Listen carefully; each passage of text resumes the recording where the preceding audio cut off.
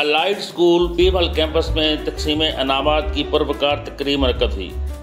تقریب کے مہمان خصوصی اسسٹنٹ کمشنر پیر محل اعجاز Abdul Karim, director allied school Rana Qamar الحق، رانا وارث علی خان، ضلعی چیئرمین عشر زکوٰۃ راجہ عارف، مرکزی انجمن تاجران کے صدر میاں Tariq, principal allied school Chaudhry Khawar Suleri, نائب تحصیلدار چودھری عمر سلطان، پرنسپل پنجاب کالج محمد ظاہر شریف، پرنسپل لیڈز کالج خرم اخلاق، ایو مرکز پیر محل امیر شہزاد، مولوی ساجد حسین، عبدل جبار جٹ نے نمایاں پوزیشن حاصل کرنے والے طلبہ و طالبات میں شیٹ اور تعریفی اسناد تقسیم کی۔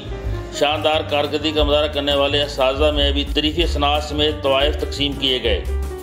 اسسٹنٹ کمشنر نے اس موقع پر خطاب کرتے ہوئے کہا، بچوں کے تعلیمی نتائج اور تقریب کا نظم و ضبط دیکھ کر اندازہ لگایا جا سکتا ہے کہ الائڈ اسکول کا اسٹاف جہاں اپنے فرائض سر انجام دے رہا ہے۔ بچوں کے نتائج اساتذہ کی محنت کا منہ بولتا ثبوت ہیں۔